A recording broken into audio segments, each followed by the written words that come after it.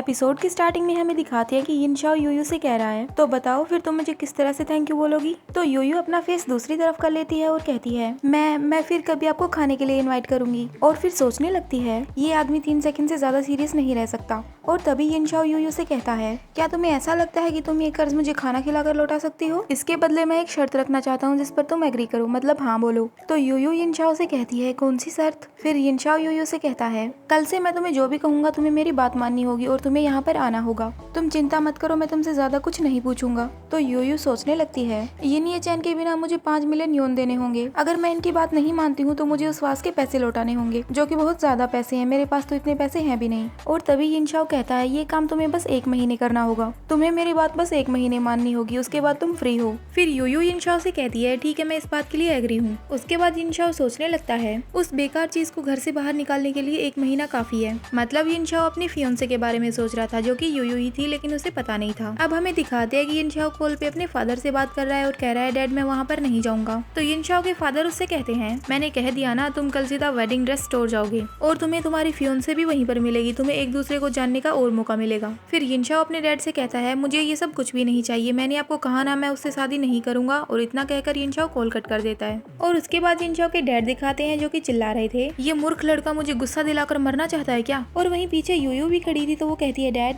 अगर वो मेरे साथ नहीं जाना चाहता तो मैं अकेले चली जाती हूँ ना, क्योंकि यूयू को भी डर था कि यिनशाओ उसे पहचान लेगा। और फिर यूयू सोचने लगती है मुझे उम्मीद है कि भगवान मुझे यिन ये चैन से ना मिलवाए, नहीं तो मैं पकड़ी जाऊंगी और उसे मेरा पता चल जाएगा। उसके बाद यिनशाओ के डैड यूयू से कहते हैं यूयू तुम काफी अच्छी लड़की हो, तुम चिंता मत करो, अगर वो नहीं आया तो मैं उसे रस्सी से बांधकर तुम्हारे पास लेकर आऊंगा। तो यूयू कहती है थैंक्स डैड, और मन ही मन सोचती है डैड आपको ऐसा करने की बिल्कुल भी जरूरत नहीं है। अब हमें नेक्स्ट डे का सीन दिखाते हैं वेडिंग ड्रेस शॉप, जहाँ पर यूयू और यिनशाओ के डैड वेडिंग ड्रेस लेने आए थे। शॉपकीपर उन दोनों को देखकर कहते हैं चीफ एग्जीक्यूटिव यिन, आप स्पेशली हमारी शॉप पर आए हैं। हेलो लेडी यिन। तो यिनशाओ के डैड उन शॉप वाली लड़कियों से कहते हैं तुम्हारी शॉप की सबसे लग्जरियस ड्रेसेस दिखाओ। और वहीं यूयू ये बात सुनकर सोच रही है ये काफी अच्छा हुआ, ऐसा लगता है यिन ये चैन आज भी नहीं आ पाएगा। और तभी शॉपकीपर कहती है मिस यूयू ये ड्रेस ट्राई करके देखिए। और शॉपकीपर यिनशाओ के डैड से कहती है ये देखिए सर, ये हमारी शॉप की सबसे महंगी वेडिंग ड्रेस है। ये ड्रेस पहनने वाली लड़की शादी में एक रानी की तरह लगेगी। मिस यिन को भी ये ड्रेस ट्राई करनी चाहिए। फिर यिनशाओ के फादर कहते हैं ये बहुत अच्छी ड्रेस है, मेरी बहू को ऐसी ही ड्रेस पहननी चाहिए। और वहीं यूयू की आंखों में तो उस ड्रेस को देख के चमक आ गई थी और वो सोच रही थी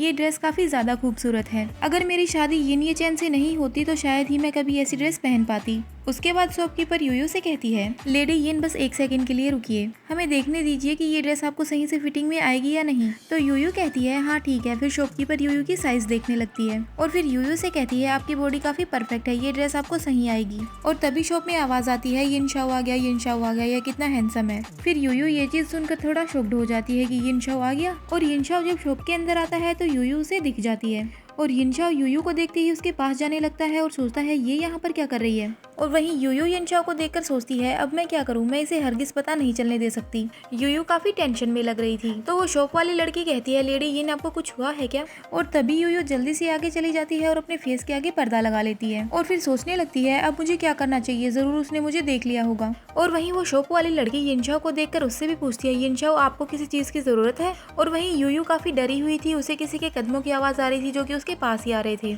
और वहीं यूयू ये बात सुनकर सोचने लगती है ये अभी तक गया क्यों नहीं है, क्या ये मेरा बाहर इंतजार कर रहा है। अगर यिन ये चैन को पता चला कि मैं उसकी फियोंसे हूँ तो वो पक्का गुस्से में हो जाएगा, ये वैसे भी मुझसे बहुत नफरत करता है। और वहीं दूसरी ओर यिन ये चैन यूयू के पास आ चुका था और वो पर्दा हटाने वाला था और यूयू की हार्ट बीट काफी तेज हो रखी थी, वो काफी डरी हुई थी।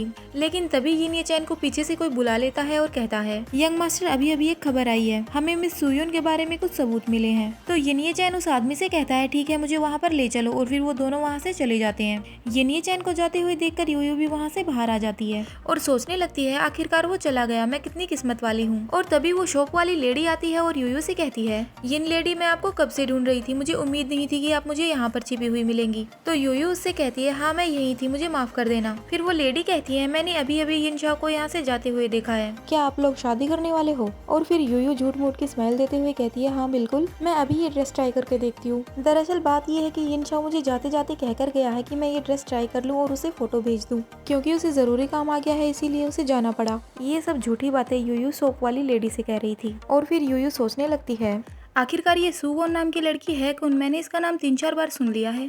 अब हमें बाहर का सीन दिखाते हैं जहाँ पर यूयू शायद अपने घर जा रही थी और वो चलते चलते खुद से ही कह रही थी, ये मेरे लिए आसान नहीं होगा कि मैं यिनिया के फादर को यहाँ पर वापस आने के लिए कहूँ। शायद मुझे अकेले ही दादी से मिलने जाना चाहिए। मैंने जब उनसे फोन पे बात करी तो उनकी हालत काफी ठीक लग रही थी। और तभी हमें दिखाते हैं कि यूयू के सामने वो लड़का चैंग जियाशाओ आ जाता है और चैंग शाओ यूयू के सामने खड़ा हो जाता है और कहता है, यूयू तुम नहीं जा सकती हो। लेकिन यूयू उसे इग्नोर करते हुए साइड से निकल जाती है। तो चैंग जियाशाओ कहता है, यूयू मेरी बात सुनो, मुझे तुमसे काफी बातें करनी है। और वापस यूयू के सामने आकर खड़ा हो जाता है। तो यूयू उससे कहती है, देखो आप जो भी कहना चाहते हो वो सब मुझे नहीं पता, लेकिन आप जो भी कहना चाहते हैं वो बात आप शिंडू के सामने भी कह सकते हैं क्या? तो चैंग जियाशाओ यूयू से कहता है, यूयू ये बात मैं तुमसे छिपाना नहीं चाहता, मैं अब भी तुमसे प्यार करता हूँ और इसीलिए मैं खुद को तुम्हारे सामने झुकने से नहीं रोक पाया। वैसे मैं घर खरीदने के लिए सिंधु से पैसे ले सकता हूँ और मैं उससे पैसे लेकर तुम्हें कार भी खरीद के दे सकता हूँ। तुम्हें ऐसा करने की जरूरत नहीं है, तुम्हें पैदल चलने की जरूरत नहीं है। तो यूयू कहती है, आपका मतलब क्या है? क्या आप मुझे रखेल बनाकर रखना चाहते हो? चैंग जाओ शाह, तुम सच में काफी घटिया इंसान हो। मैं काफी किस्मत वाली हूँ कि झाओ शिंडू ने मुझे ये सब देखने को मजबूर किया। वो तुम्हारे पीछे पड़ गई और मुझे पता चला कि तुम कैसे इंसान हो।